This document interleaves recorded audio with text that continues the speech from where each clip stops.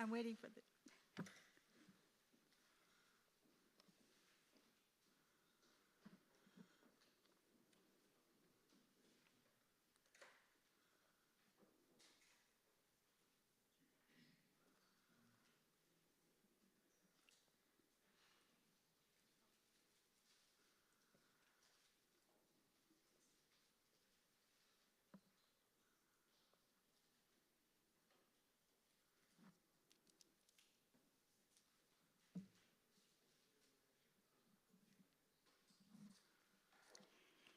Good evening, and thank you for joining us.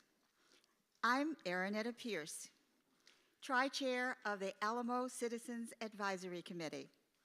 On behalf of my fellow Tri-Chairs, Rebecca Viagran and Sue Ann Pemberton, welcome. I'd also like to have you recognize the chairperson of the Alamo Management Committee and also a member of the Alamo Trust Board. We're so proud to have her here tonight, Hope Andrade. Okay. I'd also like to recognize the Alamo Trust Executive Director, Kate Rogers, and the Assistant City Manager, Laurie Houston. Our interpretive and museum consultants from PGAV Destinations and Gallagher and Associates are also here to listen. This is our fourth content discussion meeting of the summer. Tonight, we will be learning about the history of unfree labor at and around the Alamo. As a reminder, the schedule of meetings is available on the city's website and the agendas are posted. The next meeting will be on Tuesday, July 27th, and it is called Fort Alamo. It will be live streamed on the city's YouTube channel at 5:30 p.m. I'm proud to say that we're at the Carver Cultural Center. The Carver Cultural Center was built in 1929. It has been a library, and it is a meeting place, weddings, funerals, community activities, and it is also has been a library. Some of the most famous names in African American entertainment have performed in the main building at the Carver, and we are proud that this is our location for our discussion tonight. While I am not a native Texan, I got here as soon as I could. Actually, I came here as a newlywed in 1964. My new husband was beginning a medical residency at Brooke General Hospital at Fort Sam Houston, Texas. And I was fortunate, even right out of college, to be hired as a teacher in the San Antonio Independent School District, where I taught for 3 years at Riley Junior High School, which is now Martin Luther King Academy. Conditional to my hiring, I was required by SAISD to take a college-level course in Texas history. The course was, as it turns out, greatly inadequate in substance and pertinent information. In my role as a responsible citizen of my beloved San Antonio, I have for the last 5 decades volunteered in over 40 organizations, boards, and institutions in San Antonio, nationally, and in Austin as a gubernatorial appointee as a commissioner for the Texas Commission on the Arts. Therein, I have used every opportunity to elevate the possibilities, the respect, the inclusion, and the self-esteem of African Americans and all people of color. It is not easy for me to admit that it would take me almost 35 years to learn that the historical legacy of Texas was steeped in the institution of chattel slavery, just as it was practiced in other southern states, and that the Alamo had played a role in this history. I believe strongly in the old adage, when you know better, you do better. The story of slavery of my ancestors is horrific and inhumane, yet it existed legally for over 3 centuries in the United States. Additionally, there is momentous fallout and a substantial listing of collateral inequities that survive from the institution of slavery, that continue to marginalize the treatment of African Americans, i.e. voting rights maybe. But today's decisions are made on our watch and on our ability to be inclusive. We can do better. Tonight, we will hear from 3 exceptional scholars from 3 outstanding Texas universities about this legacy. May we listen, learn, question, and investigate the message. My wise friend, Maya Angelou, who used to love to come and visit us here in San Antonio, had many famous sayings. I share one with you tonight. History, despite its wrenching pain, cannot be unlived. But if faced with courage, need not be lived again. Now, one of my committee members, Sharon Aguillan, will introduce the first 2 speakers.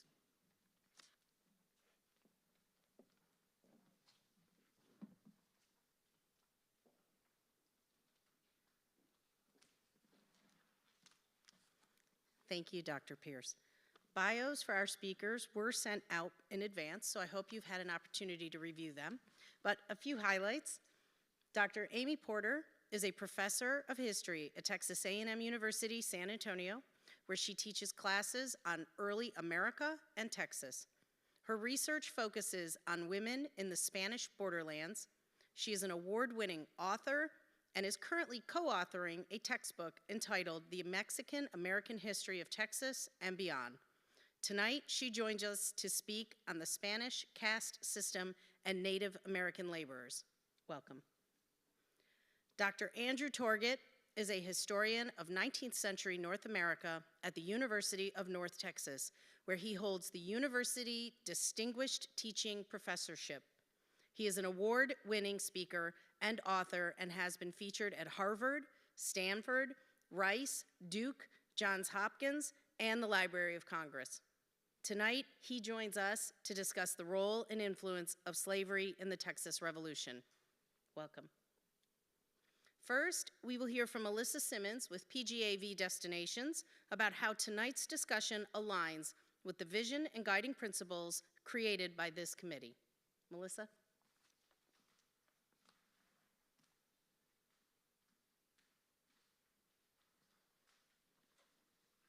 Good evening. Tonight's discussion will take a deeper look into a lesser-known area of Alamo history, unfree labor. We are using the term unfree labor to describe this topic because it encompasses the many labor systems and groups who were forced to labor and were usually unable to change their circumstances. Globally, unfree labor has existed for centuries through conquest and warfare, and as European powers colonized the New World, they brought those ideas with them, creating systems of agriculture and other labor forces dependent upon unfree laborers. Different labor systems forced Native Americans, Africans, and Europeans into unfree labor in North America, both in the European colonies and in the independent nations that followed. Relevant to the history of the Alamo and surrounding area, tonight's discussion will focus on a few types of unfree labor and the inequalities that came with them. Revealing more of this lesser-known history of unfree labor at and around the Alamo will help us to embrace the continuum of history to foster understanding and healing, as stated in the guiding principles. Bringing to light and acknowledging that history that happened at the Alamo, even if it is difficult, is the first step towards fostering healing. Helping those who might not know the full history will enable them to understand the past in ways that will encourage empathy and compassion. We can take the first steps towards that tonight as we listen and reflect on the discussions to follow. Now I'd like to introduce Dr. Porter.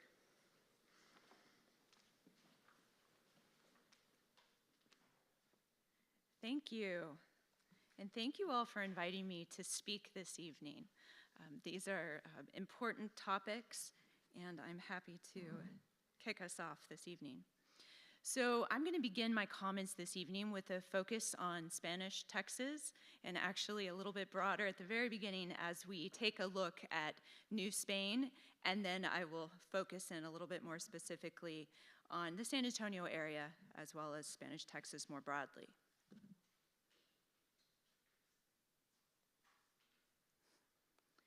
There we go. Let's take a look at this first image here. I want to start off by thinking about race and ethnicity and the roles that they played in this story. They're certainly going to be connected to these systems of unfree labor. Race and ethnicity were important components of a person's place in colonial Spanish society. In the center of New Spain, and I'm thinking about Mexico primarily here. If we think of Mexico as the core and Texas as a frontier area, we're going to see some differences in experiences between that core and that frontier area.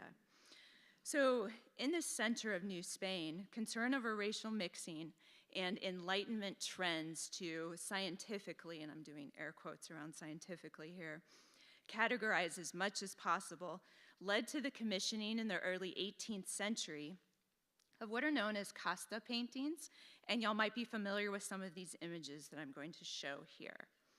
Several Mexican artists, and we know their names, as well as some anonymous artists, painted these. The paintings show combinations of different ethnic pairings, and they name these new, and again I'm putting quotes around that, ethnicities or races. At the top of this hierarchy, so if you start at the left and look at the top there, you would have the people who have the most European blood. So the Spanish people would be there.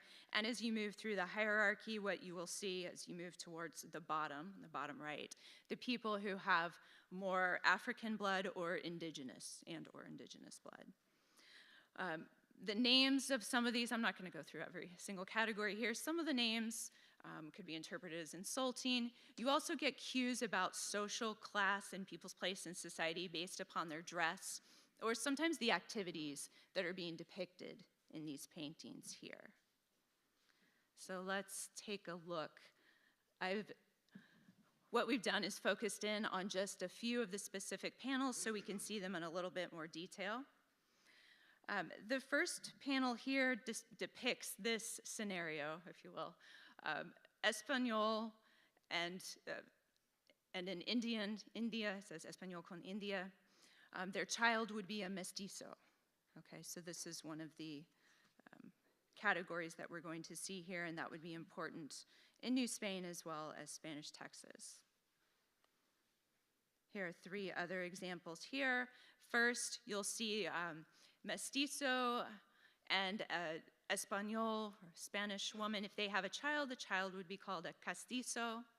And then castizo and an Espanol, or a Spanish woman, the child would be Espanol. So what you're seeing here is this idea that there's a possibility of having some indigenous blood, but then if that offspring marries a Spanish person and they have a child, there is enough Spanish blood to be considered Spanish again. Sort of an interesting concept there. And then the last one depicts Espanol, a Spanish person, and a person of African descent having a child who is a mulatto. And these are just some of the examples. This is an image from a different artist. So these vary, you know, the categories tend to be the same, but the depictions might be just a little bit different. This is one which shows an Indian and a mestizo woman who have a child, and the child was called a coyote. So these are some examples to give you an idea about these Costa paintings. I think they give us the impression that race and ethnicity are really strict categories and that they're really important in the lives of people in society in New Spain, as well as in Spanish Texas. But one of the things we see is that by the end of the 18th century, there was much blurring of these categories, as you can imagine. And then if we look further north, if we look at Spanish Texas, If we look at San Fernando de Bejar, which would later become San Antonio, or settlements in East Texas, such as Los Adayes, race and ethnicity are certainly important, but they're also flexible categories. In most documents, people in Spanish Texas were listed as Espanol or Spanish, mestizo, Indio or Indian, black or mulatto. Some were listed as coyote. That's a category that you might see at times. But the other categories depicted in these Costa paintings really aren't used much in Spanish Texas. It seems that the priest, for example, who might be recording somebody's ethnicity at birth or at marriage or at death, how are they getting this information? Maybe they're looking at the person and trying to guess based on what they look like, which takes away the scientific from this. Maybe they're asking the person. But what we find in documents is that sometimes these categories change. So you find somebody who might be listed as one ethnicity in a certain document, and another one, they're of a different ethnicity, which tells us that these categories are fairly flexible here. Another example that's interesting, if you look at the census documents of soldiers at the Presidio in San Antonio, they're all listed as Spanish. That's their ethnicity, and it's highly unlikely that they were all Spanish. Okay. So that gives you an idea of the castas and this idea that they could be very defined and extremely important, and they certainly were for the elite, but also that there's flexibility to this system, and we see that even more so in Spanish Texas. Now, those ethnic designations, those racial designations will also connect to these concepts of slavery and unfree labor. So let me step back again and start big and then get more specific. New Spain had several systems of unfree labor. One was called encomienda. In this system, Indians in Mexico worked for encomenderos, or Spaniards who were given a piece of land with Indian labor attached to it. So the Indians worked for the encomenderos. Sometimes they had tribute obligations too, so they might have to give them corn or other items of value. And the reciprocity in the system was that the encomenderos were supposed to protect the Indians and provide them with Christian instruction. This was an exploitative system of forced labor. One thing I have to acknowledge here, of course, is that mortality rates were extremely high amongst the indigenous population. The diseases were just devastating. And there were also complaints from members of Spanish society, most famously, and I have an image of his book here, Bartolomé de las Casas. And as a result of some of these complaints, the Spanish monarchs will institute some new laws that are known as the New Laws of 1542 that move to outlaw Indian slavery, as well as encomienda. Big loophole here, though. Indians who waged war against the Spanish could be enslaved. So encomienda was now out officially, although the enforcement was uneven. A new system called repartimiento was instituted, and all that did was really take the control of the labor away from encomenderos and place it under the control of the crown. So still there is much exploitation going on here. At that same time, the Spanish are importing slaves from Africa. So African slave labor becomes important. If we're talking about Mexico, especially in silver mines, and then certainly in, or throughout the Spanish Empire, in the Caribbean, in other parts, African slavery would be extremely important as a labor source. These labor systems, though, were not used in Spanish Texas. When I say these, I should say African slavery was, but encomienda was not, repartimiento was not. If we look at the early settlements starting in the late 1600s in East Texas or around 1718 in the San Antonio area, you have a very different situation. You have the missionaries who arrive, as well as presidial soldiers who are working with Indians, and they build the missions, they do the work, the ranching, the agriculture at the missions, but this certainly isn't encomienda. And if y'all want to have a discussion later about how we sort of define, the type of labor taking place at the missions, we certainly can. As the community grew and the Villa of San Fernando de Bejar in particular was established, new systems of unfree labor became more common. There were some African slaves in Spanish Texas, but not large numbers. Wills and census documents reveal their presence. My colleague at A&M San Antonio, Francis Galan, notes in an article that he wrote, from 1743 to 1820, there were just over 30 slave sale contracts. Those are surviving documents, and this is an example of one here from the Bear Archives. He also noted that slaves in Spanish Texas never made up more than 5% of the population, and the population at its height in Spanish Texas was maybe around 4,000 in the early 1800s, to give you an idea of numbers there. Most of the slaves in Spanish Texas were domestic servants. Some of the slaves achieved freedom through self-purchase, or someone else bought their freedom, and some owners freed slaves. This isn't to say this is any, a kinder type of slavery by any means. It's just explaining the conditions of slavery in this time and place. There are some records that illustrate owners abusing slaves as well. So what the documents do show is that slavery was not deeply entrenched in Spanish Texas, mostly because there's not necessarily the need for labor. The economies in Spanish Texas were not well developed, and the people, the Bejareños, for example, didn't have a lot of money. So for many of them, buying slaves wasn't even a possibility. And this document here, I have some baptismal records on the next few slides I'm going to show. This is from the 1700s, and it shows children who were born to slaves being baptized. So this is another place where we can identify some of these people, find their names, and bring their names into the historical record. Now, what did become more common was Indian servitude. By the mid-1700s, the Comanches had become the foremost power in the region. They were part of a major captive trade network.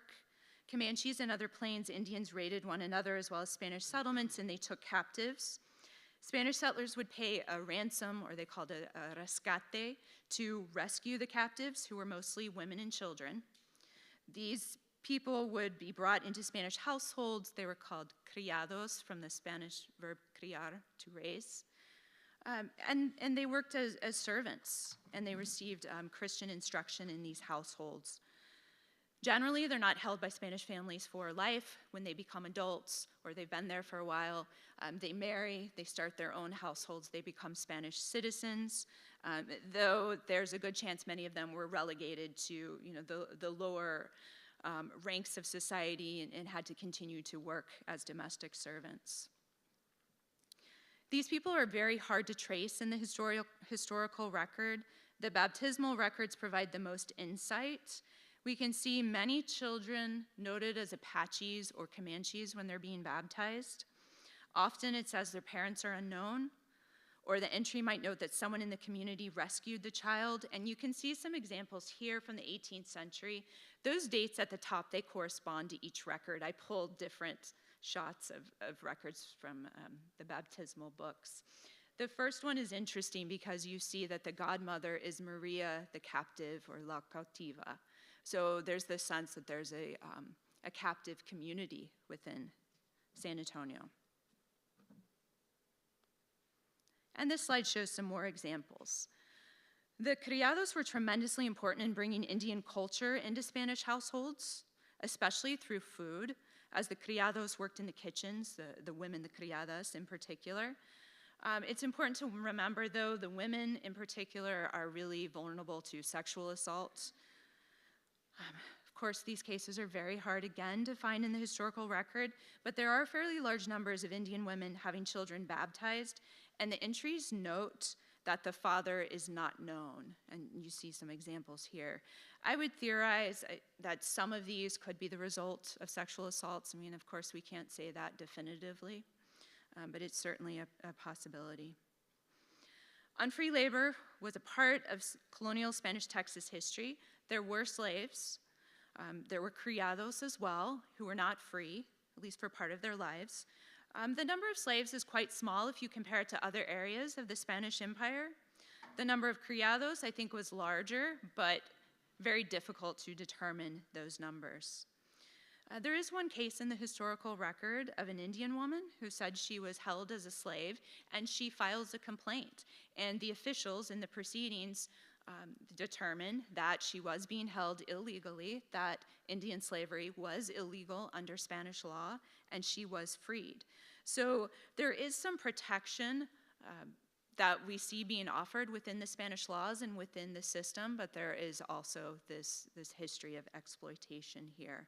And Indian servitude would persist for a long time in the area.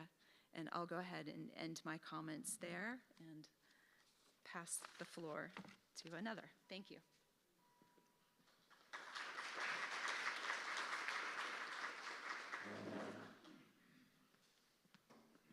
Okay. Hello. Good to see all of you this evening. So I'm Andrew Torgett. I'm going to be speaking on slavery and the Texas Revolution. And what I'm going to be talking about is setting a broad scene about how slavery developed in the region during the 1820s and 1830s and the legacies that come out of the revolution itself. So if we talk about the Alamo, we talk about the Texas Revolution, we really need to set this sort of broad schema to understand how all of those things affected Texas in the 1820s and 1830s. And the place to start with that really is the Cotton Revolution that changes all of North America and really the Atlantic world starting in the 18 teens and going forward from there, all right? So if you really want to understand the role of slavery in the Texas Revolution, you actually have to begin in London, England, which I know is a weird place to begin, but we're going to have to pull the camera back a little ways to get a broad sense of what's going on. So if you lived in the 19th century, you lived in a British world. All right, the British were basically everything that the United States has been since World War II, the most powerful economic, political, and military force in the world. And the reason the British were all those things in the 19th century is because of their massive economic power. They had a huge trade network all over the world that was based on their navy. And what they traded in almost more than anything else, that was the base of so much of their wealth, was textiles of all sorts. This is really the epicenter of the Industrial Revolution, if you guys remember that from 8th grade history. These machines that would take all kinds of fibers and turn them into cloth that could be sold all around the world brought massive amounts of wealth to the British Empire. And for a long time, what they fed those machines was wool. I'm wearing a wool suit, right? This is something that they made a lot of money on. But the problem was they could only get so much wool from Scottish sheep at any one time. And as their market expanded, they wanted to expand their capacity for producing textiles. So they started to transition the late 1700s and the early 1800s to a new fiber, which we all know is cotton, all right? And the cotton had a huge number of advantages. It was light, it was durable, you could print things on it, which you could make it very fashionable. I think most of us are wearing cotton this evening because it is a very comfortable cloth. But they could scale it up. That was the real idea. You could grow as much cotton as you could get land for. And so the British, in 1815, put out a call. This is the end of the War of 1812. They put out a call for cotton all around the world. They'll pay top dollar, top pound, I guess. And they'll pay it to anyone who can provide them cotton. And what that produces is one of the most consequential migrations in all of American history that will profoundly affect Texas. So what you see here on this map are people pouring into the Mississippi River Valley, the areas that will become Louisiana, Mississippi, Alabama, starting around 1815, going forward to 1820 from there. And the reason people are pouring down in this region, all the arrows you guys see are people going basically up and down rivers, which are the highways of the 19th century, is that they want to grow cotton in these hot regions along the Gulf Coast, because it's a great place to grow cotton. You've got great soils, you've got a hot season, so you don't have frost that will kill your crop. And best of all, you have New Orleans, which was established the same year as San Antonio in 1718. Right there is an international port. And so this is your goal right here if you're moving into this territory. You to grow cotton in one of these factories in the field, because if you can pick that cotton, you can clean it and bale it and put it in those 450-pound blocks you guys see on that wagon right there. You see that steamship in the back? All right, that goes down to New Orleans. Steamships had just been invented. And that'll go down to New Orleans, and if you can fill the hull of a ship with those bales of cotton, you can literally make a boatload of money sending that to Liverpool, England. All right, you can make an enormous profit doing so. So people pour in by the tens and then hundreds of thousands of people, all right? Now, not everybody's coming voluntarily, and this is the epicenter of slavery moving its way westward. 40% of all the people who are coming down to Mississippi, Alabama, and Louisiana during this time period are enslaved men, women, and children who are being brought to be the labor system that makes those plantations profitable. Why were they doing this? Why were the masters doing this? Because it was incredibly profitable. Every slave you could put into the fields to work in your fields would mean 8 to 10 more acres in cultivation. That means 8 to 10 more bales of cotton. So if you buy a slave, that person will pay for themselves within the first year, make you a profit, and from then forward will just exponentially increase the amount of money that you can make. Math-wise, it was very simple.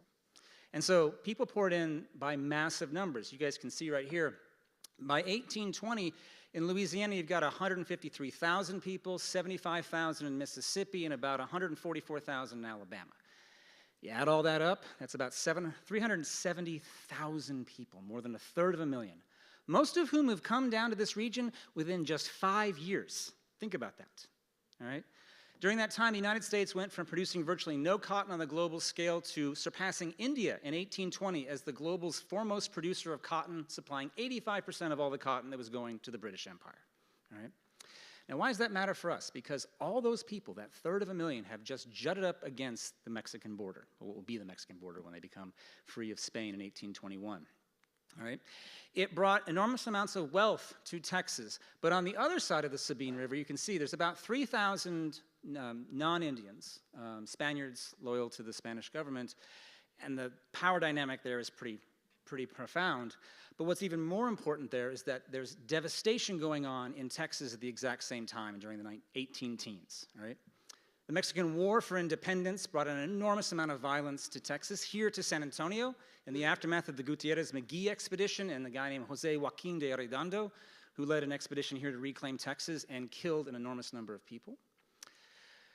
More than that, by the late 18-teens, when the Cotton Revolution is taking over the southern United States, Comanches and Apaches are raiding San Antonio and La Bahia, later to be renamed Goliad in 1828, and wreaking devastation, basically, on places like San Antonio.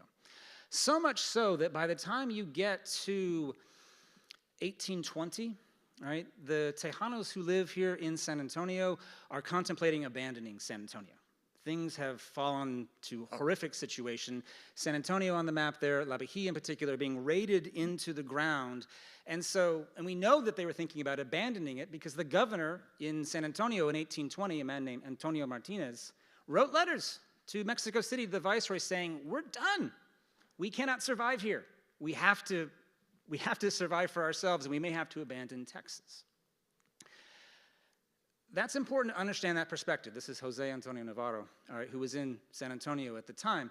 And understanding that perspective is important because that's the moment when Moses Austin rides into San Antonio on December 23rd, 1820. And I grew up mostly in Houston. When I took 7th grade Texas history, we started the story with Moses Austin and his ride into Texas, and it seemed like he was just going into wilderness and nothingness. But the truth is, he's riding into a landscape that has a deep and powerful history. And he's going there to ask the Tejanos for the opportunity to bring in Americans to come into the region, right? His son Stephen succeeds him when Moses dies. But what are the Austins promising? What are they offering the Tejanos here in San Antonio? What they're offering is to bring in the cotton frontier, okay? What they're offering is to bring Mississippi into Mexico. And so what they're saying is, we'll bring farmers, we'll bring 300 families, all right? They'll grow cotton, they'll grow sugar too. But what they'll grow are agricultural products that will develop the economy of the region. We'll have new settlers here. This will be good for you. It's good for the Americans because they need land, and land's gotten really expensive in the United States after the Panic of 1819. So we need to bring in more people if at all possible. We'd like to bring them here, all right? And they make no bones about the fact that slavery will accompany them, because if you're bringing Mississippi to Mexico, and Austin says this in his letters, we've got to be able to compete with Mississippi. And there they allow the enslavement of blacks, is how he puts it in his letters. So we've got to be able to do the same. When they're making this proposal to the Spanish, there's no real problem there because slavery was legal under the Spanish Empire, and so nobody really blanched at that one at the outset. In fact, for the Tejanos in San Antonio, when the Austins make this proposal, it sounds pretty good. It sounds pretty decent. Because what do they need? They need people. They need non-Comanches and non-Apaches to be in the territory because they're being raided into the ground, and they need anybody, essentially, to come into the region to help develop the territory. The Americans maybe wouldn't be their first choice, but it's the least bad option on the table for them, all right? But more than that, the Tejanos have a lot of experience with the Cotton Revolution in the United States. San Antonio is not far from Louisiana. And for many of the families who are in power in San Antonio, and among the elite, amongst the Tejanos, the way they make their living, besides ranching, is to go to places like New Orleans and buy goods to trade in northern New Spain, soon to be northern Mexico, all right? So Tejanos would often go to New Orleans and get goods to bring back in to trade. What do they see in New Orleans? The epicenter of the cotton economy just going gangbusters. They see all the cotton bales being loaded onto ships. They see all the money that it's bringing in. They see the prosperity and the development and all those things. And so they want that for themselves, because Texas, and San Antonio in particular, has had none of that up until now. They also saw slavery firsthand in Louisiana. All right? They were familiar with it. They had seen it, and they knew it was the labor system that drove what was going on in the Mississippi River Valley. If that's the means it takes to bring in the American colonists and to bring in the cotton economy, then the Tejanos say, well, we're going to support that. So what I want to emphasize to you guys is that the way slavery, chattel slavery from the United States comes into Texas, it's an alliance between Anglos and Tejanos to bring in cotton farmers and to bring Mississippi into Mexico and to develop that into the territory, because for both parties, they're going to get something out of this that they want and they need. They can't do this without the other. And so they're making an alliance, they come together, and they're going to need each other, because Mexico, at this exact moment, Stephen F. Austin rides into Texas in July 1821. He rides into San Antonio, where we are right now, just as news arrives that Mexico has become independent of Spain. All right? So the question is, what is Mexico going to do with the Austin colony, with bringing in Americans, and with the issue of slavery? So Mexico, after trying out an emperorship with a guy named Iturbide, Mexico decides to write a constitution for a federal republic. They call for a constitutional convention in Mexico City in 1823. All parts of Mexico send representatives. San Antonio here sends Erasmo Seguin down to Mexico City to help write a new constitution, and they gather in the House of Deputies in Mexico City to discuss what kind of country and government structure they should have. Austin goes down there because he's worried. And he wants to know if slavery is going to be allowed, if the colonists are going to be allowed to come in. And what he finds is that bringing Americans into Texas turns out to not be controversial amongst most Mexicans across most of Mexico. All right? Most of them recognize that having colonization here would help them deal with what they called the Indian problem. But what turned out to be controversial was the labor system that Austin and his colonists proposed to bring into Texas, because Austin was very clear about how this had to work. And so it was the issue of slavery that they ended up fighting about. Most Mexicans across most of Mexico, at their moment of independence, wanted to outlaw slavery. All right? And there's three reasons for that, which sound very similar to the things that bedeviled the founders of the United States at their moment of independence as well. First, they just fought a war for independence and liberty and freedom for themselves, and it sounds really contradictory to then endorse slavery. All right? We were talking about the rights of man, and now we're going to deny them to some people. And that meant a lot to some Mexican revolutionaries who had helped fight for independence. The second reason is something that Dr. Porter talked about, which is that African chattel slavery was not a big part of the Mexican economy in almost any state by 1821. Mexico had imported large numbers of enslaved Africans in the 15 and 1600s, but they'd moved much more toward Indian labor of various sorts, very much unfree labor in some cases in the mines. And so they could give up African chattel slavery in the rest of Mexico without giving up much, all right? But the third reason is the most important, which is that Mexico is an independent nation now. And what do they need in order to survive? International friends. And who is the biggest, most important nation in the entire world at this time? Great Britain, all right? And who happens to own the vast majority of Mexican debt at this time? Great Britain. And who happens to be the leading anti-slavery nation at this time as well? Great Britain, who was trying to shut down the international slave trade. So it's the one country that the Mexican nation cannot afford to upset. So most Mexicans agreed we need to get rid of slavery. The only contrary voice is coming from Texas. It's coming from Anglos and it's coming from Tejanos, who are saying, well, hold on now. We need slavery to get colonization going and then all the stability that's going to bring. And Austin said this 1,000 different ways. If you go through his papers, you can see it all kinds of different ways. This is, I think, is the most succinct way he ever said it. He's talking about it during the constitutional debates in 1824. The primary product that will elevate us from poverty is cotton, and we cannot do this without the help of slaves. Erasmo Seguin, who's, since we're talking about the Alamo, son will be in the Alamo during the first part of the siege. Erasmo, in talking to a guy named Baron de Bastrop, says, "Tell Austin, I am well aware that the abolition of slaves will hinder immigration." And it's Erasmo who's actually making these arguments down in Mexico City to keep things legal. Austin and the Tejanos are both saying, we don't like slavery, but we got to keep it legal if you're going to settle Texas. If you don't settle Texas, all of Mexico is going to be at risk, and we have to shore up this part of Texas. Let's just do it temporarily, maybe. We'll do it in the short term. And so what ends up happening is that when Mexico writes its national constitution in 1824, it says nothing about slavery. But that's on purpose, all right? Because this is a federal document, and what it says is everything named in this document is something that the national government of Mexico in Mexico City will be responsible for. If it's not named in this document, whose job is it? It's the states to decide what to do about things, all right? And so slavery was made an issue for the states to decide by not mentioning it in the Constitution of 1824. That was very much on purpose. And the thinking is very simple. That way, every state across Mexico will outlaw slavery. Every state. And they can tell the British, we've outlawed slavery everywhere, except for this one particular strange corner of Mexico where slavery will persist for at least a little while, all right? And so in Texas, both Anglos and Tejanos were very excited about the Constitution of 1824 because of the power that it gave the individual states to decide matters for themselves, and that will be a theme through the Texas Revolution. But the problem, of course, is the legacy of the failures of the Spanish to settle the region is that Texas doesn't have enough people to be an independent state. All right? So Texas, this is something Erasmo Seguin fought against in Mexico City, but Texas gets attached to its much more populated southwestern neighbor, Coahuila, making the awkwardly named state of Coahuila, Texas. And so Texas is not in charge of itself, it is a part of Coahuila, and so all those debates about Texas and its future and everything under the Constitution of 1824 have not been decided.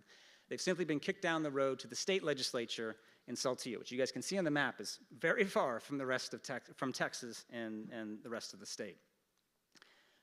So in Saltillo, they pick up the same arguments again when they write their constitution for the state. And when they put their state constitution together, it turns out, which by the way was published in Spanish and English, it's the only state constitution in all of Mexico that was published bilingually in recognition of the fact that Anglos in Texas need to be able to read it, and the rest of the population in Coahuila, Texas spoke Spanish. When the Constitution was written, it turned out most Coahuilans wanted to outlaw slavery just as much as people across the rest of Mexico, all right? But the Tejanos and Anglos once again said, you can't do that or you'll ruin everything, and that's not in our interest for stability and economic progress. So the Coahuilans came up with what they determined was kind of a compromise. Article 13 of the state constitution of Texas and Coahuila from 1827 says, and you guys can read it from yourselves, but what it basically says is this: all slaves currently in Texas that are being brought over into Austin's colony, which I want to emphasize for you guys is not an inconsiderable number of people. As early as 1825, a full quarter of Austin's colony was enslaved. You're bringing Mississippi to Mexico. That's what's happening in this colony. So what they're saying in this article is that we're going to outlaw slavery really slowly. All slaves currently in Texas will remain slaves for the rest of their lives. In fact, the Coahuilans said, we'll give you 6 more months to the Anglos. You can bring in as many slaves from New Orleans as you want. Load up. Every one of those people will remain slaves for the rest of their lives as well. All right? No one will be freed except the children of those slaves. So freedom's going to take a generation, is what the Coahuilans are expecting here. And they think this is a really good sort of compromise measure because they're not going to free anybody right away, and there'll be a lot of time to figure all of this stuff out. All right? In the short term, you know, the enslaved can still be brought from New Orleans for at least 6 more months. But this doesn't look like a small compromise to Anglos and Tejanos in Texas. This looks like a giant crisis to them, which I know sounds a little weird. But the reason is, in 6 more months, Austin and the Tejanos realize nobody else is going to come from Mississippi or Alabama. If they can't bring their enslaved laborers with them, they're not going to abandon them in Alabama and Mississippi and Louisiana and come. In 6 more months, migration will end. That will end the colonies. That will end all of this. and this is a crisis. So Austin called a special meeting in his colony in San Felipe, and he brought around all the colonists to decide what should we do about this. And what he decided was, we're going to try to get a law passed in Saltillo that says that, follow me here for a second, that says that any contract you sign in the United States will be legal in Mexico. That sounds really simple, right? And it has to. It has to sound really benign if it's going to get through the state legislature. What are they going to do with that? They're going to call slavery contract labor and do it that way. So the idea is that if you have slaves, you're coming into Texas, you'll stop at the Louisiana border and you'll free your slaves. But in exchange for this freedom, your slaves will be happy to sign a 99-year service contract to learn the mysteries of agriculture or the mysteries of domestic service. They used English common law language for their contracts, right? It's a ruse. But it gives us a sense of just how strongly they were attached to the idea that you have to have this labor system if you're going to have the cotton economy. And here's the thing. Austin can't get that passed. The Anglos are not the representatives in the state legislature. It is the Tejanos who represent Texas. Specifically, Jose Antonio Navarro is one of 2 representatives at this time in Saltillo. So Austin sends this proposal to San Antonio, to where we are right now. And the Tejanos get it and they say, it's a great idea. Should have thought of that ourselves. Fantastic. And Navarro goes to Saltillo, takes this proposal, and he gets it passed as Decree 56. And Navarro knows what he's doing. Navarro writes a letter immediately afterward to Austin saying, we got it done. Go do what you need to do. And so Austin then starts sending fill-in-the-blank contracts to the United States that get printed in New Orleans newspapers under the title, and I am not kidding here, here's how to avoid the laws against slavery in Mexico. Do the following.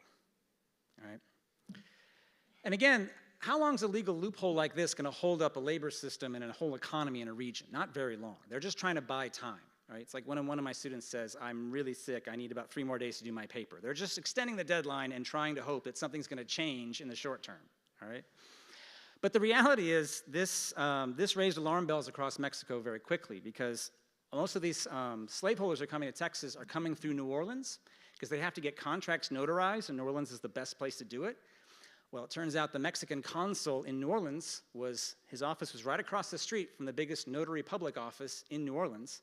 And he saw what was happening, and he started writing alarmed letters to Mexico City and to Monterrey, where the regional commander was. And so word gets down to Mexico City, gets to Saltillo, gets to Monterrey, that the Anglos here are circumventing our laws, and this is a big problem. This combined with other concerns. This combined with the Fredonian Rebellion, which is only 13 guys, I want to remind everybody, raising alarm bells across all of Texas. This is combined with Manuel de Miriterran's inspection tour of Texas and writing back saying, we're losing the region because there's a lot of Anglos here who aren't following our laws. And Terran wrote a lot about slavery, by the way. And between all of that, in Mexico City, they decide we need to do something, all right? And so they passed the law of April 6th, 1830, where they decided to cut off further American immigration into Mexico. And this is the first step of Mexico City trying to reassert control in places like Texas. All right? And really, it's one of the big first steps towards the Texas Revolution as a result. It sets off alarm bells amongst Anglos. It sets off alarm bells amongst Tejanos, both of whom vociferously are against this. All right? And it starts these conflicts. And it might have worked. They might have been able to seal off the border and stop further American immigration into Mexico, except something happens that we never talk about at this exact same moment that helps further push Americans into Mexico, which is there's another cotton boom that starts in 1830, all right? Remember I told you guys in 1815 the price of cotton doubles overnight? Well, it stays pretty high through the 18-teens, levels off in the 1820s, real good levels. And then in 1830, it just goes through the roof. All right, it'd be like oil today going to $250 a barrel. It just is astronomically high prices, 30, 40-year highs. It's amazing, which means that Texas lands are now more valuable than they've ever been, and Americans are much more interested in getting cotton lands in Texas. Laws be damned. And so there's a massive migration into Texas from the United States. In 1830, you've got about 10,000 folks. In 1835, you have 21,000. It more than doubles in the 5-year period. During the exact same moment that Mexico City is trying to reassert control in the region. You want to talk about sources of conflicts. This is an epicenter for so much of what happens later. Velasco, Anahuac, all these resolutions, these pushing for separate statehood, a lot of these things come back to this moment right here, all right? There's a lot of enslaved people being brought in at the exact same time as well, all right? And while all that's going on in Mexico City, there's an increasing sense that we're losing, we being Mexico, are losing control, not just of Texas, we're losing control of Yucatan, we're losing control of New Mexico, California, we're losing control of all these different places. And we need to do something before the wheels come off everything. And so, while Mexico had hoped after the Constitution of 1824 was passed that they would have a period of prosperity and development like the United States had enjoyed, it really had been the opposite for most of Mexico. A lot of chaos, a lot of political instability, and a lot of debt. And so there's a lot of leaders in Mexico City who by 1835 say, you know what we need to do? We need to bring back authority. We need a strongman presence in Mexico City to get the reins back and get control back. That's what allows Santa Anna, who was president at the time, to lead a coup that overthrows the Constitution of 1824. Now, we like to point to Santa Anna as the boogeyman in all of this period, and he's the blame for absolutely everything, and I'm not here to defend Santa Anna as a wonderful human being, all right? But I will say he is not the only person who thinks they should centralize authority in Mexico City. He's the leader who has to depend on a large cadre of people in Mexico City who think this is a good idea, all right? So he's the figurehead in many ways of what happens. But they do overthrow the Constitution of 1824. When they do that, all the state legislatures are abolished. Every state in Mexico is now a department, and it answers to Mexico City. There's no representation, there are no rights, there are no abilities for places like Texas to determine their own things, all right? This begins a civil war in Mexico. This is a crucial context point for the Texas Revolution that so often gets lost, is that what happens in Texas is it's not just Texas. Yucatan rebels, Zacatecas rebels, lots of places rebels as Federalists who want to keep the Constitution of 1824 are now against Santa Anna and the Centralists in Mexico City. This is the key context for the Texas Revolution. This is the spark that brings it to bear, all right?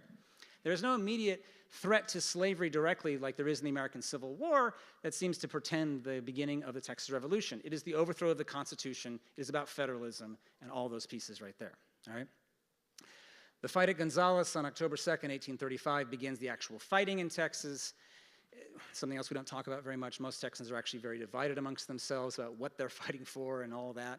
One thing they do agree is they are fighting against Santa Anna. They are fighting against the Centralists.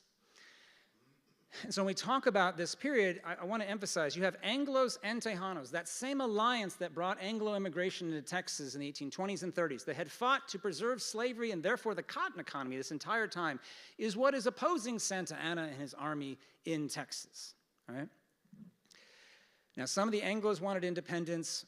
Almost all the Tejanos wanted to restore the Constitution of 1824. There are ongoing debates about both of those things. But I will emphasize this. They both of them, believed in federalism. They both believed in the Constitution of 1824. What's important to understand, and this is what gets confusing and often lost because it's complex. We want very simple answers to these questions. But slavery is fundamental to how they think about federalism. Federalism promises that you'll be able to develop the region on your terms by being your independent state. You'll have the right to make those decisions. By 1835, slavery is a fundamental part of how both Anglos and Tejanos feel they want to defend the development and therefore the cotton economy in Texas. So when they say federalism, it's not just slavery, but slavery is a fundamental part of that for them because it's about self-determination of the region for how they want to develop the economy, and they've been denied that this entire time. All right? Now, when Santa Anna came into Texas, and he invades in January, February 1836, when Santa Anna comes into Texas, he's well aware, well briefed on the issue of slavery within Texas. He does not come to liberate the slaves. He comes to reclaim the territory. He comes to put out this rebellion. That is his goal. That is his purpose. All right? But while he's here, he does recognize that a lot of the importation of enslaved people was extra legal at very best. And so there's this famous letter he writes to his minister of war, Jose Maria Tornel, in Mexico City saying, there are slaves who've been brought here illegally.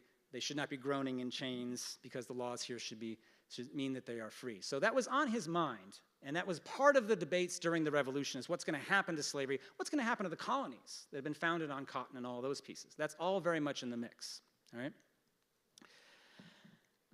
And when you get to the Alamo itself, Slavery is infused in this place and in this battle because it's in the middle of all of these things that have been swirling around Texas throughout this entire revolutionary period, okay? And the best figure for talking about slavery at the Alamo, I think, is Joe, the enslaved servant of William Barrett Travis, right? He's the one that we often talk about. He's one of the better documented folks. He wasn't the only enslaved African-American in the Alamo complex. There were several others, at least. But we know much more about Joe than we do a lot of other folks. So I want to tell you his story really briefly to give you a sense of the way that slavery was enwrapped and infused in all these different pieces, right? So Joe was likely born in Kentucky, probably around 1815. He lived in Missouri. He'd been brought down to Louisiana. He was brought into Texas in 1832 by a guy named Isaac Mansfield, who had purchased him and brought him into Texas. And he was brought in with one of those phony contracts, right? When I said Decree 56 and those bogus contracts about indentured servitude, that's how Joe was brought into Texas. And he's brought in with that as a legal ruse, but the reality he lived on the ground in Texas was a slave, as he would have been in Louisiana or Mississippi. And we know this because he is bought and sold just like a slave would have been in Mississippi, right? Mansfield wasn't very good with money, apparently, and ended up in huge debt. So he tries to sell Joe. Joe runs away. Joe is recaptured. Joe is then auctioned off. And then Joe is finally sold to William Barrett Travis in early 1835. And when he's sold to Travis, who's a lawyer, you know, he's not running a cotton plantation, but he's got some decent money. He wanted a body servant. And so Joe served the role of a body servant for William Barrett Travis. And so when Travis is sent to San Antonio and ends up in the Alamo during the siege, Joe's right there with him. And I want to emphasize to you guys, everything about the story of the Alamo, the 13 days of bombardment that these people endured, the horrific weather, this terror about whether or not they're going to get reinforced, everything that went on, Joe experienced and saw firsthand, and he was doing it right by the side of his master, the commander, after Bowie is basically incapacitated, as Travis, who's all of 26, 27 years old at the time, it's astounding how young this man is experiencing all of that in the Alamo complex, right? So the terror of all of that is something Joe endures, along with several other enslaved people within the complex. And so he is sleeping in the quarters that William Barrett Travis had on the morning of March 6, 1836. And when the shouts come up from the wall that the Santa Anna's army is attacking the Alamo itself, Travis jumps up, grabs his double-barreled shotgun, yells at Joe to wake up, tells him to grab a rifle, and they both come running out into the plaza right there, all right, and come running towards the north wall. And Joe follows, and we know this because this is his account. Joe follows Travis up to the north wall, gets up at the top there. Travis leans over the wall, fires both barrels of his shotgun, and is immediately shot in the head, falls backwards. And then Joe has a choice. He could shoot with his rifle into the oncoming army, or he could head back to where he came from and barrack himself up, and that's what he does. He leaves, he comes back, he barracks himself in, and he hears and sees all of this slaughter that goes on for the next hour in the Alamo courtyard, and he's terrified. All right, he says he sticks his rifle out of a window port and fires a few times, but at the end, he's basically trying to survive. And at the end of the carnage, a Mexican officer yells out, "Are there any Negroes here?" And Joe says back, "Here is one." And he emerges from the doorway, and then he's almost killed immediately. Mexican soldier, who's pretty jittery after the fight, shoots at him, grazes one side. Another lunges at him with a bayonet and grazes his other side before a Mexican officer beats them both off with a sword. And then Joe is captured, and he's made to identify some bodies, Travis and Bowie specifically. Santa Anna comes in. He's presented with Santa Anna, who Joe later described as looking like, quote, a Methodist preacher, which is my favorite description of Santa Anna. And then Joe doesn't know what his fate is going to be. Every male in the complex had been killed up until that point, including a few who'd survived the combat itself. He's taken out of the complex. He is brought back to San Antonio with Susanna Dickinson and some of the Tejana survivors and children, who are all brought to the home of Ramon Musquiz. And they're all presented with Santa Anna. They're all interviewed by Santa Anna. Joe watches Santa Anna's troops march on parade. He sees all of these things. We're not sure what happens to him, how he gets out from there. If he's paroled, if he's just turned loose, he's not seen as a strategically important person to Santa Anna and the Mexican army. But he leaves, and then he heads east. He doesn't head south, he doesn't head west, he heads east back towards the colonies along the Gonzales Road. He gets about 5 miles out of town, and he runs, he's there when Susanna Dickinson is heading back past him and heading towards Gonzales with news of the defeat of the Alamo, and taking that to ultimately Sam Houston, who will see them in Gonzales and get news of the fight. What happens to Joe after that is he retreats with the army. All right, and he is brought to Jared Gross's plantation, where he's interviewed by the Texas government. He's then sent down to near Harrisburg, and he's re-enslaved. Right? He is property. His master is dead, but his master has a will, and his master has a son. And so he is going to be inherited by the Travis estate, and going to be managed by a guy named John Jones for the temporary time being. And so for the next year, Joe is hired out, and he's supposed to make money for the estate. And on April 21st, 1836, Joe decides he's done being enslaved. 1837. So that is the anniversary, the 1-year anniversary of the victory at San Jacinto. Joe decides, and he picks that particular date, to run away. And this is the ad that is placed a month later for him. I'll give you guys a couple highlights.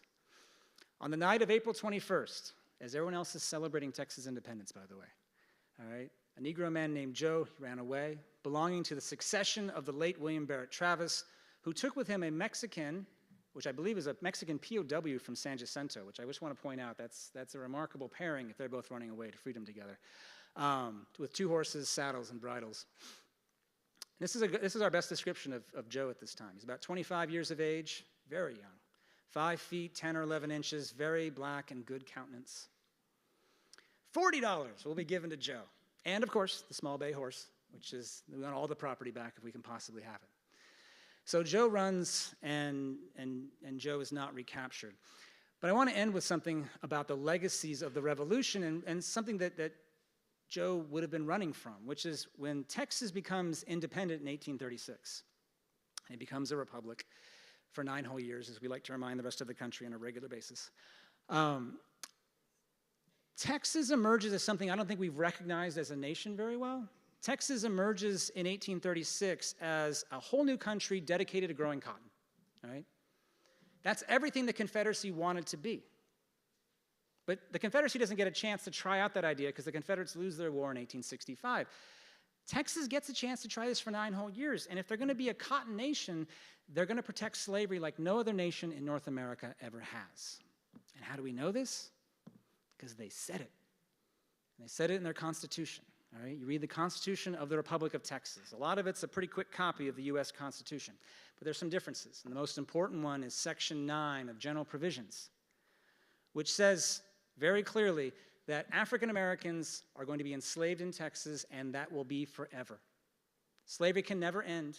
No one can end it. The president can't outlaw it. The Congress can't outlaw it. Nobody can challenge it. You, as a slaveholder, cannot free your own slaves unless you throw them out of the Republic of Texas forever.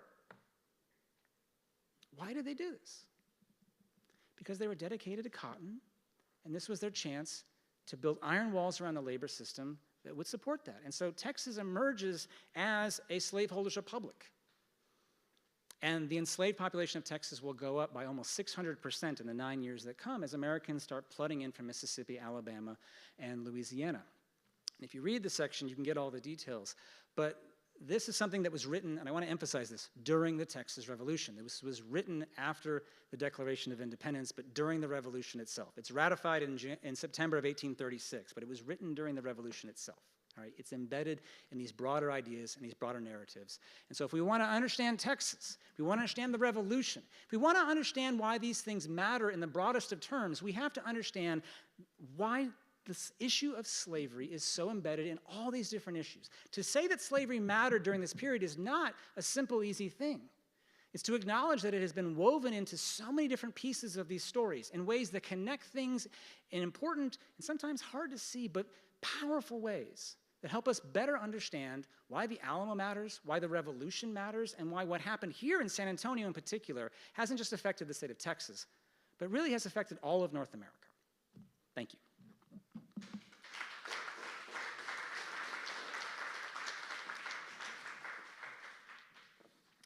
Thank you so much, Drs. Torget, Porter, and Gordon, who will meet in a moment. Our panel discussion now will be moderated by Dr. Carrie Lattimore. Dr. Lattimore was appointed by the Merit of the Citizens Advisory Committee in 2021.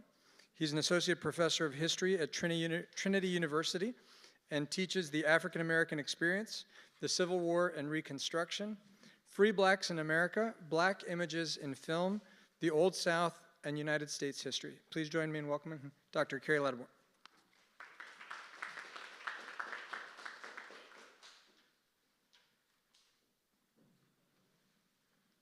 It's my pleasure to be here. I'm going to go quickly because I know all of you, it's been a long day. And so I first have the privilege of introducing to you Dr. Edmund Gordon, who will be joining our panel discussion. And I'm going to introduce him quickly, and then I'll have a couple of specific questions for Dr. Gordon, and then we'll go into our panel discussion.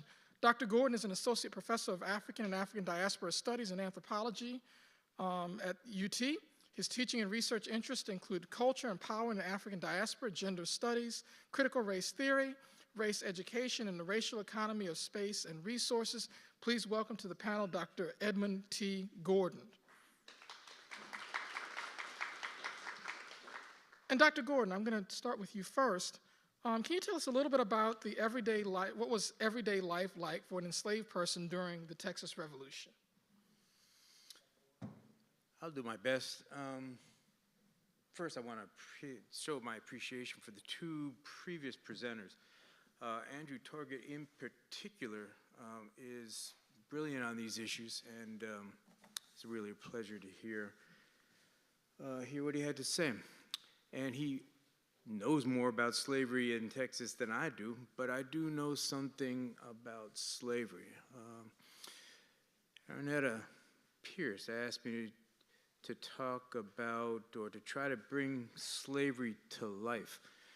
But bringing slavery to life is a very difficult thing to do. I struggle with this in my teaching. And so how do you bring to life, first of all, how do you bring to life social death?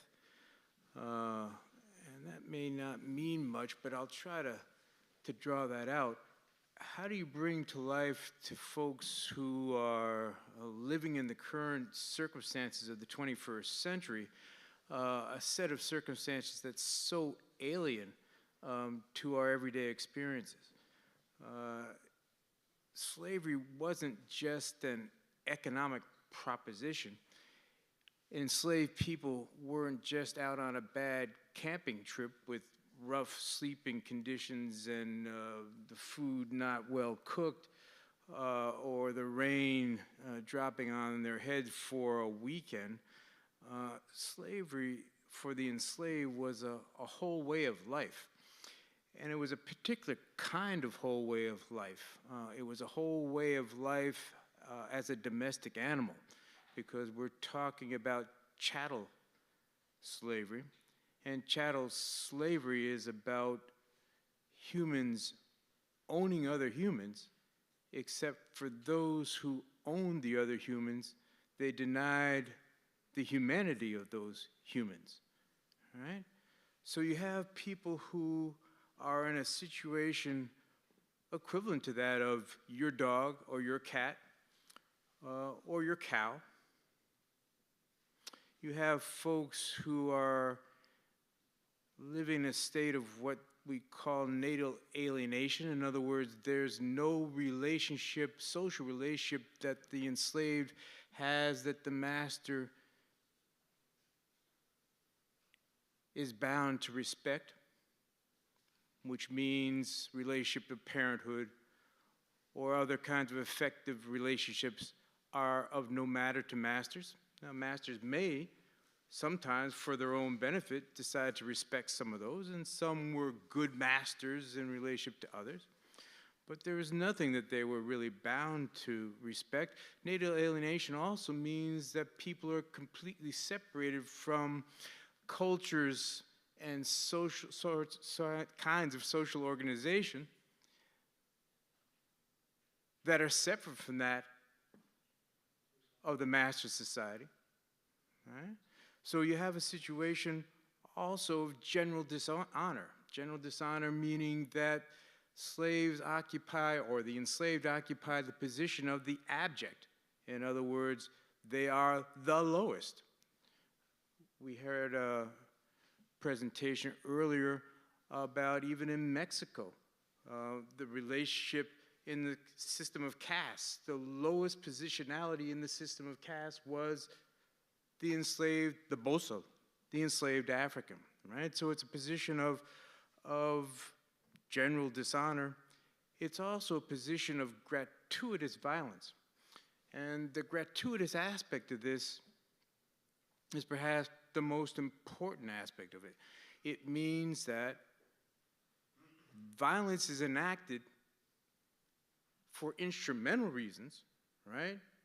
To force the enslaved to provide the labor for which the enslaved has been purchased, but it goes beyond the instrumental. Gratuitous violence means that violence is enacted as a means of gratification for the enactor. It's part of the aspects of dominance that I think we least like to think about, which is prominent in pornography, in which erotic pleasure, not necessarily sexual, but erotic pleasure and stimulation comes from the dominance, the complete dominance of others. This is what enslavement was about.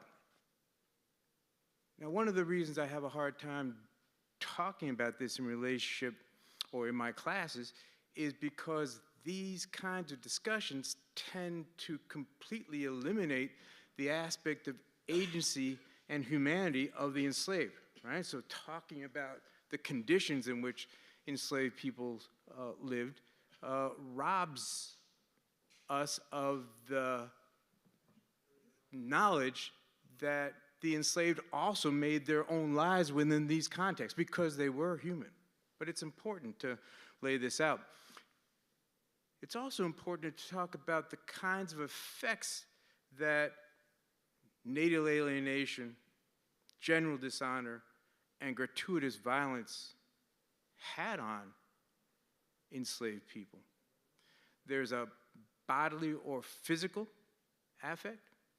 In other words, the enslaved, if you read the conditions of the slave quarters, or you think about them at all, or you think about the clothing that the enslaved wore, or the food that they generally ate, you're talking about a situation of endless discomfort. In other words, the enslaved are not provided by masters with comforts. That's not what masters and the master and slave relation is supposed to be about. Now, slaves could produce some of their own comforts, but in general, you're talking about a situation of continual discomfort, often hunger, wearing rough clothing, wearing, if you got any shoes, shoes that were ill-fit or rough or hard, general discomfort, sleeping on a hard pallet, etc. You're also talking about people upon whom regular pain, or for whom regular pain was a daily aspect of their lives. You're talking about people who rose at dawn,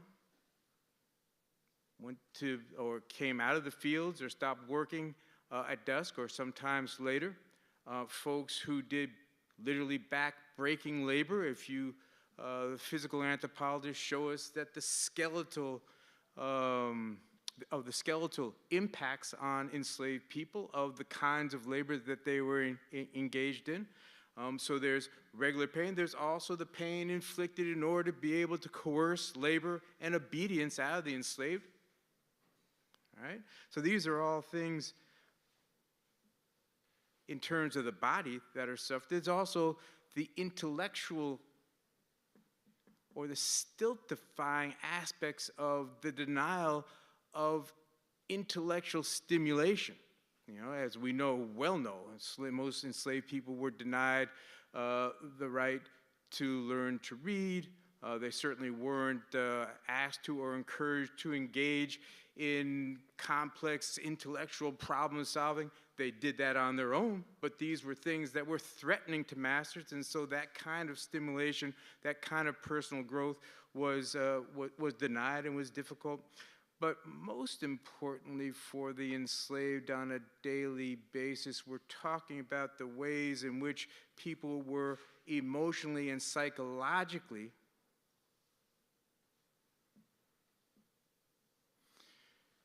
broken. You've heard of how it is that the African, when the African is brought into a situation of enslavement, had to be broken as a horse needs to be broken. Well, the breaking of people is about breaking of them psychologically and emotionally. It's about creating a permanent situation of traumatic stress. So it's not a disorder. It's the norm for enslaved folks.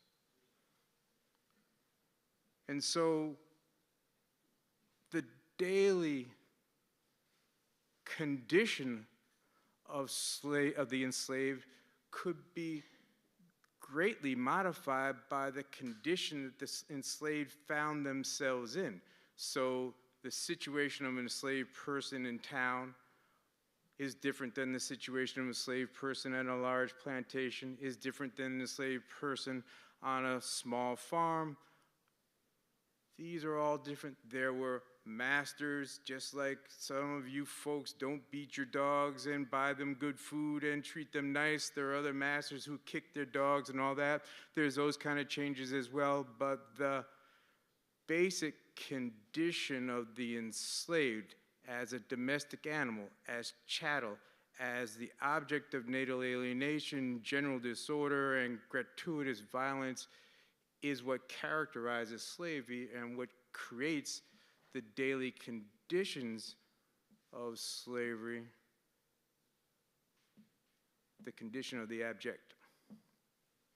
I'll leave it at that. Thank you so much, Dr. Gordon. I should also say that, are you also the founder of the African diaspora, African diaspora studies at UT? Mm-hmm. Just wanted to add that in there. So I've got another question. It's kind of a piggyback off of that, but I want to ask Dr. Porter as well. Can you tell us a little bit about the experiences of enslaved men and women and how those experiences differ because of gender? So this is both for Dr. Porter and for Dr. Gordon.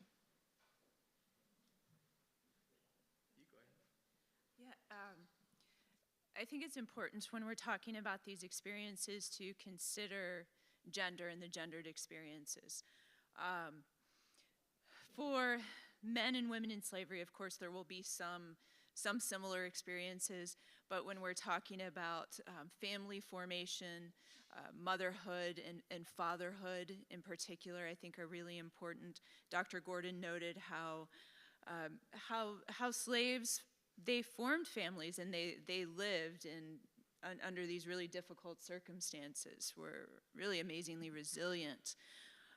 But those families could be split up, right? And they were in many cases. And in fact, I think some of the others might be able to speak to this better than I can. But one of the things we see in the United States with the domestic slave trade, once slaves cannot be bought or brought into the United States legally anymore, and they're being sold within the United States, a lot of times as slaves are sold west or taken west, men would be preferred over women in many cases to do a lot of that work, or maybe in initial movements west. And as those families are split up, those gendered experiences become really important. And you see a lot of families on eastern farms or plantations where there's generations of women together, but some of the men or some of the sons have been separated. So I think in those ways it's really important. And then, thinking about the experiences of fathers who don't have the ability in many cases to protect their wives or their children, as well as mothers who could be separated from babies or from young children. And then, as I mentioned in my comments earlier, thinking about Indian women servants in households and how they could be vulnerable to sexual assault or sexual exploitation. Of course, this would be an experience of many slave women as well. And I'll pass the floor to Dr. Gordon. Picking up on that last point, there's a book called William and Andrew, help me with this, Bollards, Texas, which Andrew actually showed at least one of the illustrations from this book. Bollard is in Texas in the 1840s, and he goes to New Orleans. As Andrew was saying, most of the enslaved people who came to Texas came with their masters from elsewhere in the South. But when the Anglo population of Texas wanted to buy enslaved people, they did it in New Orleans. And Bollard is actually talking about in the 1840s, so it's after the beginning of the Republic. But this is what he says. First of all, just to give you an idea of what I was talking about before in terms of the chattel nature of slavery, I shall close my observations on New Orleans by a scene at the exchange where slaves were selling by auction. Young quadroon females selling for $250 and $300, elderly females for less, strong boys for $300 to $400, field hands $500 to $600, elderly men $200 to $300. And then he goes on and he says this: the next offered was a young quadroon girl, almost as white as one remarked, quote unquote, as a Christian. Dressed very prettily, she gave herself great airs on being brought to the stand. Her name was Blanche, and merely was described as a good housekeeper. Not a picayune offered, O gentlemen, gentlemen. I'm ashamed of you, said the auctioneer good-humoredly. An old planter from Opelousas bought her for $200. She appeared to know her fate, that of retiring from, to her, the gay world of New Orleans, to a plantation in the wilderness. But she has one consolation: she will evade the vices of the capital of the South. This dovetails nicely with what was being said before. For chattel women, the choice of sexual encounter was not a choice. In other words, the interrelationships between white men and black women, enslaved women, was always rape, because there was never the possibility of a choice. And if you think about what was being said before, about the ways in which that after the end of the African slave trade to the United States, particularly the settling of the cotton lands of the Deep South, were done by importing enslaved people from the northern areas of the South, and that the breeding of enslaved people was a big business to feed Texas and Mississippi and Alabama. And much of that breeding, just look at us as an African American people and how varied our phenotypes are, had to do with the rape of black women. May I weigh in just for a second? Sure. I was just going to say, to build on what Dr. Porter and Dr. Gordon have been saying, I just want to say a couple quick words about, I teach the rise and fall of the slave South every year at the University of North Texas, and one of the things my students have a very hard time doing is defining slavery. And I think a lot of what we're describing here, I think, is beautiful in its horrendousness of what it's describing. The one, and the accuracy of just how dehumanizing this whole experience was, the definition I always use with my students is they can sell your children from you. And I think that encapsulates so much of the violence that is both lived and constantly threatened. There's always the possibility that hangs over your head, and vast numbers of enslaved people experience that horrific reality every day. To get back to the Texas Revolution, I think that it's important to recognize that the system of slavery that comes in is one that's been developed in the Deep South, and so all the violence that you think of with plantations in Mississippi and Alabama is what happens in Texas.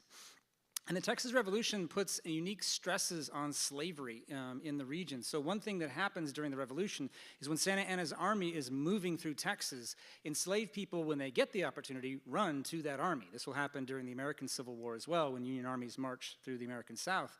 They will seize the opportunity for freedom when they get their chance. And so when Urrea's forces approached Victoria, there were a number of slaves who ran to Mexican lines hoping for freedom and to get away from their Anglo masters. Their Anglo masters recognized this, and during the runaway scrape, after the fall of the Alamo, and especially after Goliad massacre, and there's this fear because Houston's army is retreating east, like, there's nothing between us and Santa Anna, masters would herd their slaves, and I use herd advisedly because I think that's how you should think of it, toward Louisiana to hide them from the Mexican army and the possibility of freedom. Not necessarily because they thought Santa Anna was there to free them, but because the enslaved would take the opportunity to run to somebody else if the chance arose. And so when we have accounts of people during the runaway scrape, there's a woman named Deleu Rose who has a wonderful memoir of this. She talks about there were more African Americans than white people at the river crossings because there were so many masters herding their slaves towards Louisiana to keep them from being freed by the Mexican army. And during the Revolution itself, there was so much chaos that there was an opportunity taken by some people to import enslaved people from Africa. As Dr. Porter pointed out, in 1808, the United States is no longer importing people from Africa, but the African slave trade still existed in Cuba, and James Fannin himself actually landed people from Cuba and brought them into Texas straight from Africa. And so this is constantly swirling within the zeitgeist, and the situation within Texas, that the fact that there's a war going on puts new stresses on the system of slavery and gives, in some cases, opportunities for the enslaved to try to seize freedom. Thank you so much, and I love the fact of humanizing slaves because in many ways in history, we've often dehumanized them and making them just economic structures and beings. And one of the problems with that is we forget that they're individuals who have their lives, their communities, their families, and they're doing the best that they can to uphold those families. Slavery as a social system, and I want to talk to Dr. Porter about that and to ask her what are some of the social prejudices placed upon those lower in the Spanish caste system, and how did that affect their daily lives? Right, so, goodness, there's some contradictions here, and I think you heard it in my comments earlier. In some ways, the caste system could be very oppressive for individuals living in New Spain or in Spanish Texas more particularly.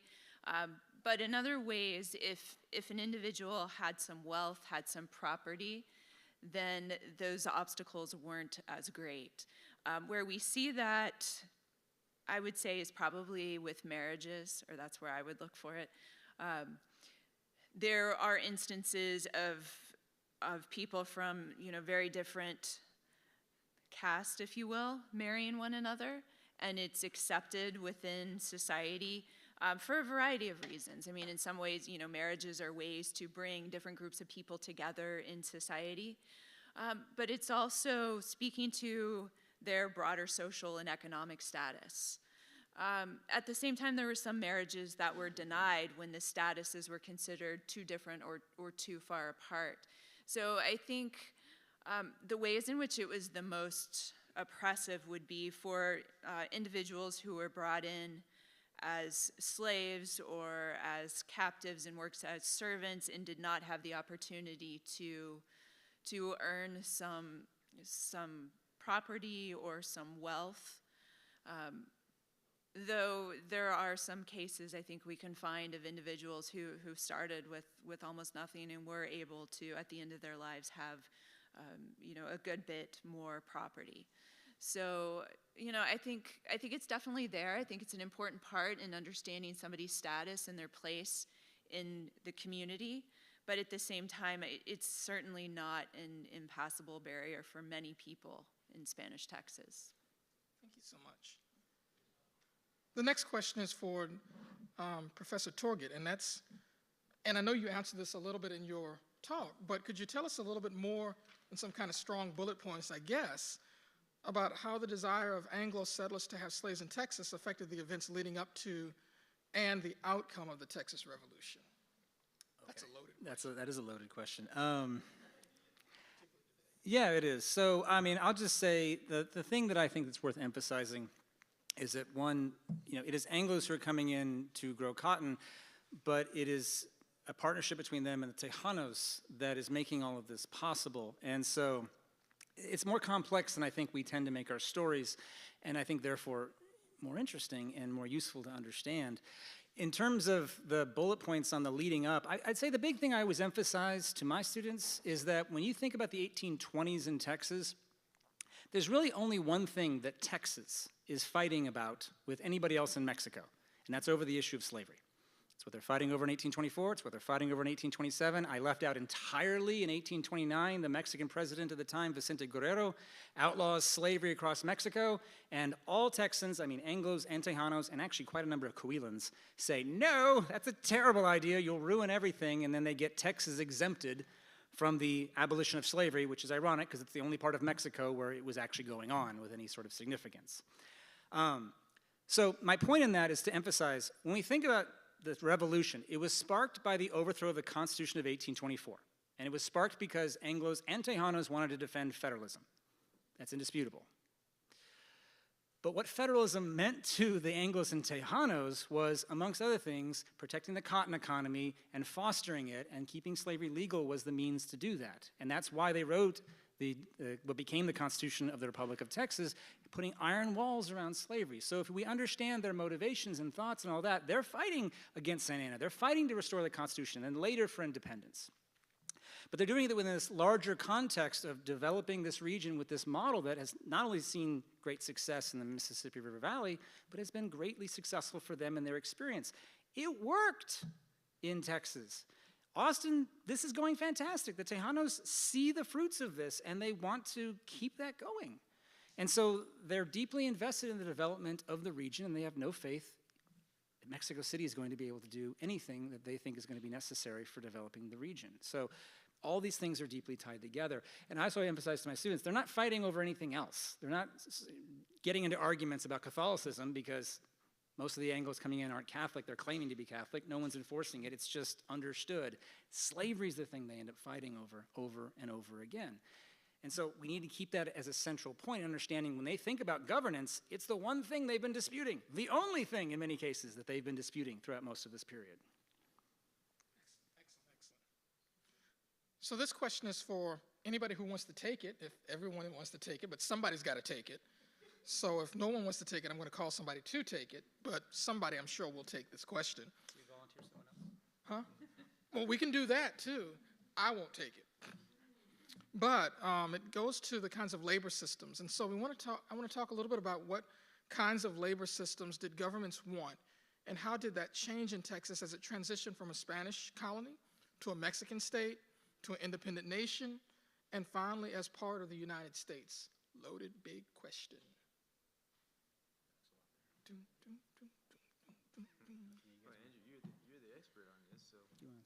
I can start with a little bit about the Spanish and then move on to you. Okay. Yeah, so I mean, this is a few hundred years of history here, but thinking about the Spanish government,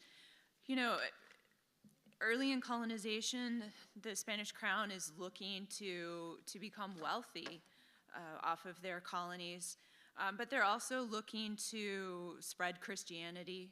So they're trying to balance these interests that come into conflict, I think, quite a bit. Certainly early on, the Spanish government maybe was a little bit opposed, but not that opposed to different forms of Indian slavery. But once it was pointed out that this was interfering, with efforts to convert Indians to Christianity, there were efforts to change that. The Spanish government also supported bringing in African slaves to do, different types of labor. And in fact, we're going to see in Spanish Texas that there will be edicts coming from the government saying, use African slaves. But you have to understand also that a lot of times these government edicts that are coming from the crown, they're being distributed throughout the empire, and they're being read because they have to be, but they're not necessarily enacted because it wasn't practical. There wasn't the wealth, as I mentioned before, or those labor needs in Spanish Texas at the time. So there was certainly support for those systems, those various types of unfree labor, but evaluations of them periodically and changes we see to those systems. Yeah, so to build on that, I mean, what happens when Mexico becomes independent is that Mexico gets to decide what it wants. And that's the debate that they're having in Mexico City in 1823 and 24. And if you read the debates, which are fascinating to read, they've been published, you can access them real easily. You know, there's a lot of beautiful language in there about this is our moment to seize liberty and talking about those ideals, in many ways similar to what you hear in the American Revolution. But they're also struggling with practical realities. And I think that's one of the challenges that Mexico as a nation deals with, is that they inherit the chaos, really, of the aftermath of the Spanish Empire in northern New Spain, and Texas is the epicenter of that. There's actually a commission that's put together in Mexico City saying, let's delineate all our problems in order. So we deal with the worst problem first, and we'll work our way down. We're broke, we're surrounded by our enemies, the Russians are up in California, the Spanish haven't recognized we're independent, all that sort of stuff. The top problem they identify when this commission reports in December of 1821 is Texas, underpopulated, leaves us just as exposed as we can be as a nation. We've got to populate the region. So that's the struggle they have, is how else are you going to do that if you don't bring in the Americans? They tried other ideas. They offered land to anybody from central Mexico. Nobody wanted to be neighbors with the Comanches, so they all said no. Right? They offered land to 10,000 Swiss farmers who said, nope, not doing that. So this is, as I said earlier, kind of the least bad option on the table. And if slavery is a part of that, it gets mixed up in this whole discussion of these larger goals that they have strategically as a nation. But that's what they end up fighting about, because there's real desire to abolish that within Mexico that goes on.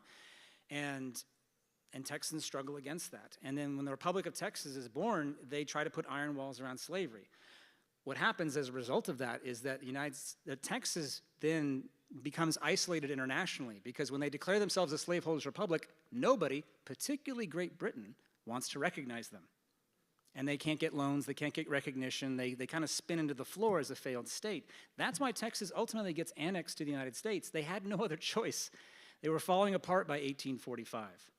The cotton markets had collapsed after the Panic of 1837. They can't get any loans from anywhere else. They've got pretty much nothing. And here's the irony of all this. At the end of the Republic of Texas period, the British decided to offer Texas salvation. They would save the Republic, and they would give protection money to the Republic of Texas so they could survive as a nation if they gave up slavery. You know what the Anglo-Texans said?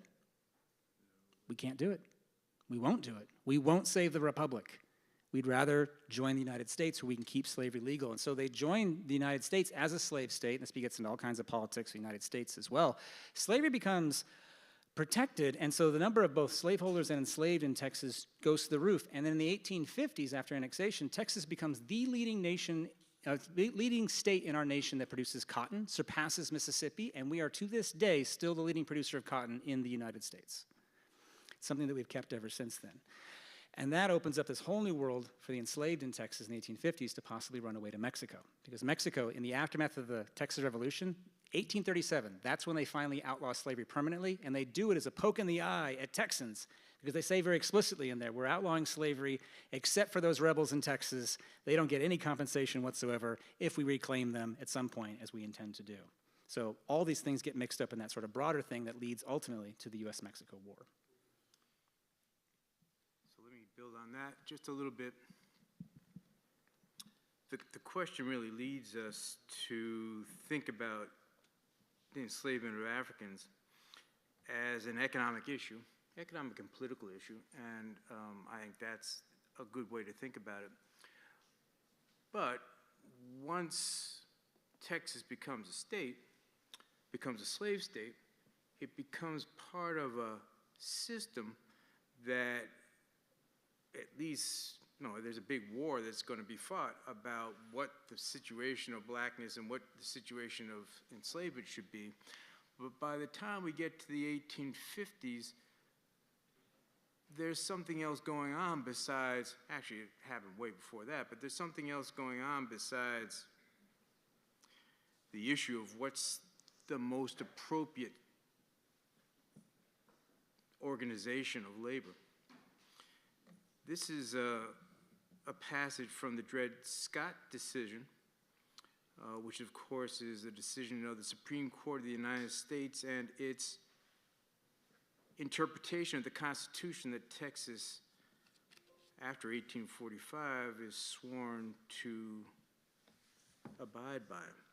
We think that black people are not included and were not intended to be included under the word citizen in the Constitution, and can therefore claim none of the rights and privileges which that instrument provides for and secures to citizens of the United States. On the contrary, they were at the time of America's founding considered as a subordinate and inferior class of beings who had been subjugated by the dominant race, and whether emancipated or not, yet remained subject to their authority and had no rights or privileges but such as those who held the power and the government might choose to grant them.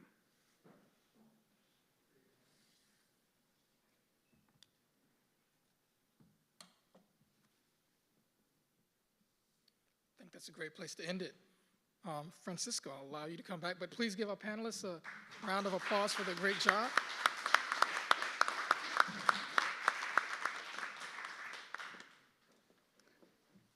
Thank you, Dr. Lattimore. I want to once again, on behalf of the Alamo Citizens Advisory Committee, extend our thanks to Dr. Gordon, Dr. Torget, and Dr. Porter. Thank you so much for your service and your great education for all of us this evening. May we give them one last round of applause? And to our viewers at home, we hope you join us again on the 27th for Fort Alamo. Thank you.